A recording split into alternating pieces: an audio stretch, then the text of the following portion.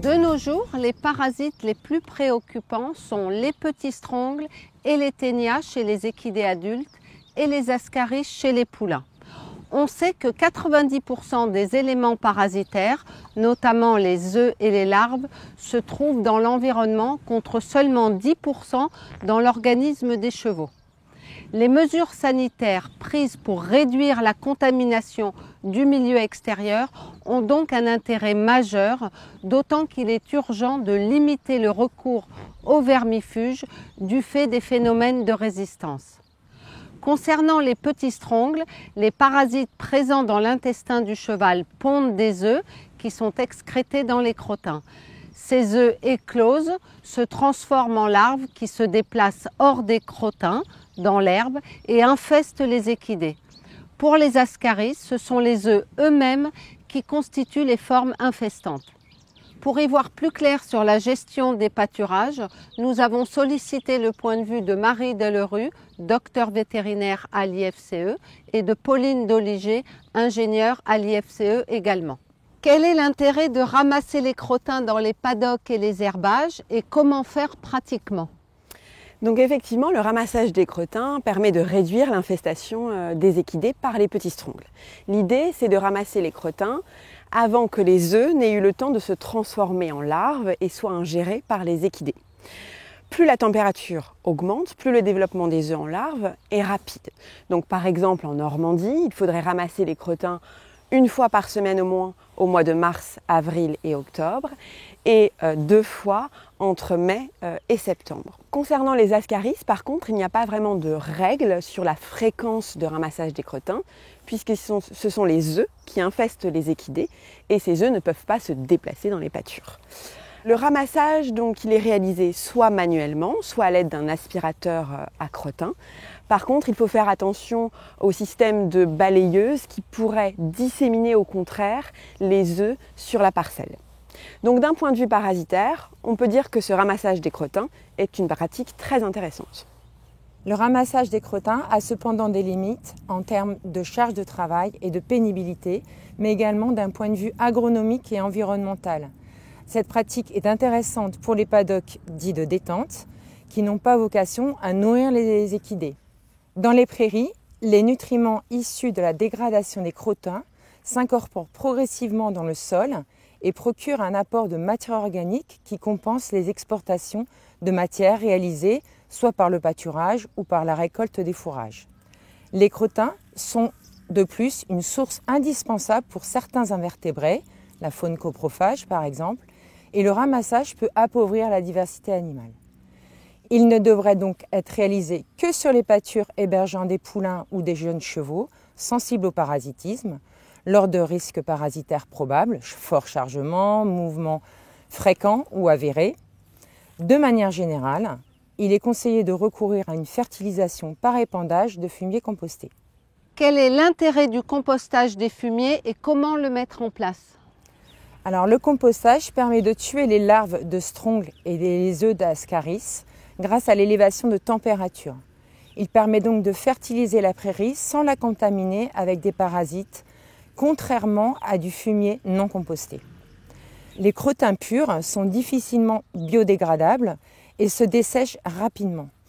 Il faut donc les mélanger avec d'autres matières organiques, par exemple du fumier pour le composter. Après maturation pendant 2 mois dans la fumière, le fumier est placé en andin dans les prairies. Ces andins sont régulièrement retournés afin de les aérer et de les homogénéiser. Une température au cœur de l'andin atteignant au moins 45 degrés pendant 6 jours consécutifs permet de détruire les œufs d'ascaris. Le gel est-il efficace pour détruire les larves de strongles et assainir une pâture ? Donc en fait, même en dessous de 0, les œufs et les larves peuvent survivre plusieurs mois sur la parcelle. En revanche, les alternances de gel et dégel sont préjudiciables à leur survie. Il faut savoir qu'en dessous de 6 degrés, les œufs n'éclosent pas et en dessous de 10 degrés, les larves se développent très lentement, de plusieurs semaines à plusieurs mois. Donc finalement, à la sortie de l'hiver, la parcelle est assainie. Il reste une faible quantité de larves qui ont résisté à l'hiver et qui sont en mesure d'infester le cheval. En combien de temps peut-on espérer assainir une pâture par rapport aux strongles si on la laisse au repos? Donc il faut savoir que les larves, elles sont sensibles à la chaleur, à la sécheresse et aux rayons UV. Mais elles peuvent se protéger dans les crottins, voire à la base des brins d'herbe, notamment si l'herbe est haute, et survivre plusieurs semaines. Pour assainir la parcelle, il faudrait donc, à des périodes chaudes et sèches, priver les larves de leur abri par le herçage ou la fauche et laisser la parcelle au repos pendant quelques semaines. Il est par contre difficile de donner un temps de repos exact car cela est très variable en fonction des conditions météo. De plus, un changement de parcelle des équidés vers une parcelle saine au cours de la saison de pâturage n'a d'intérêt que si les chevaux sont vermifugés de manière concomitante. Dans le cas contraire, ils vont tout de suite excréter des œufs en grande quantité sur cette parcelle saine qui sera, de ce fait, rapidement infestée. Il faudrait donc vermifuger avant un changement de parcelle de préférence? Le problème, c'est que du fait de l'apparition des résistances des parasites aux vermifuges, cela remet en cause cette pratique. Après une vermifugation, seuls les parasites résistants survivent dans l'organisme des équidés. Ils excrètent donc uniquement des œufs ayant acquis cette résistance. La nouvelle parcelle étant relativement saine, les parasites résistants vont devenir prépondérants par rapport aux parasites sensibles. Donc finalement, cette pratique, elle accélère le développement des résistances et elle est aujourd'hui déconseillée. Donc en bref, il existe un antagonisme entre d'un côté limiter l'infestation des équidés et de l'autre limiter le développement des résistances. Peut-être qu'il faudrait raisonner en termes de risque en fonction de la catégorie de chevaux. Chez les chevaux adultes, il faudra plutôt vermifuger au milieu de la période de pâturage sur une parcelle, alors que chez les jeunes, on peut se permettre, notamment s'il existe des problèmes parasitaires sur la structure, de vermifuger avant le changement de parcelle.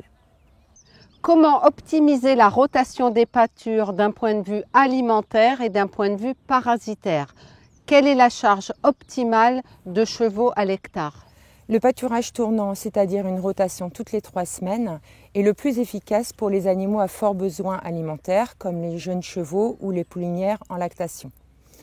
La surface offerte est divisée en 3 à 5 sous-parcelles qui sont pâturées successivement pour exploiter le cycle de l'herbe au stade optimal, c'est-à-dire au stade feuillu. Dans les régions herbagères, comme en Normandie, on pratiquera au printemps un chargement de 2 à 5 chevaux par hectare, puis on passera à 1,5 à 2 chevaux hectare en été. Le pâturage continu est suffisant pour les équidés à faible besoin, comme les chevaux et les poneys à l'entretien.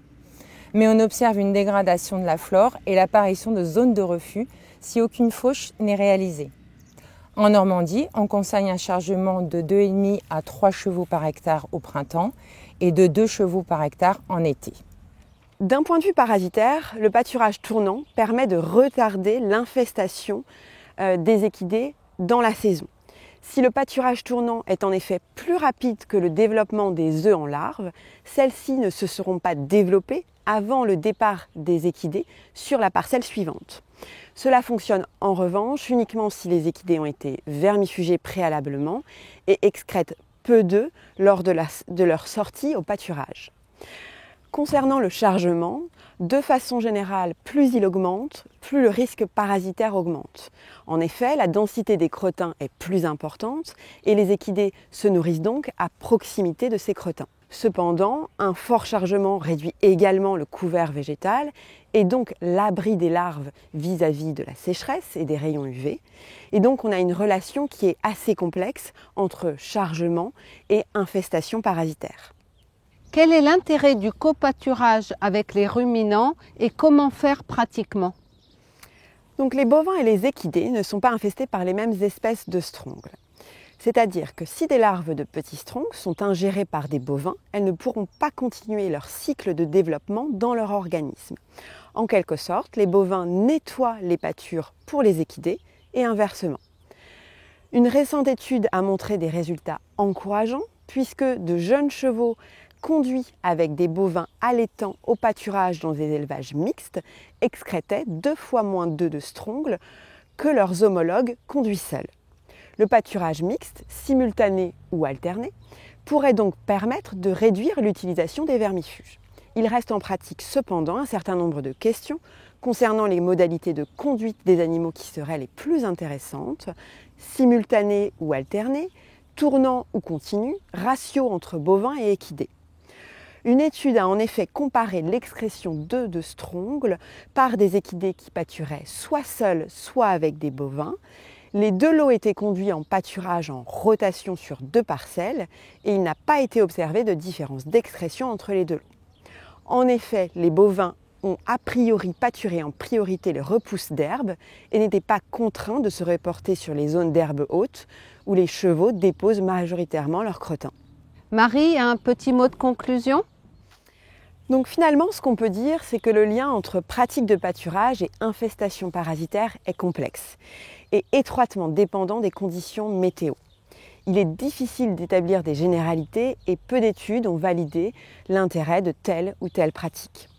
C'est pourquoi l'IFCE, en collaboration avec l'ANSES, ONIRIS et l'INRAE, travaille à la mise au point d'un outil de simulation du risque parasitaire, prenant en compte la météo et le planning de pâturage, afin de déterminer quelle est la période à risque pour les équidés et de simuler différentes pratiques et leurs conséquences sur l'infestation des équidés.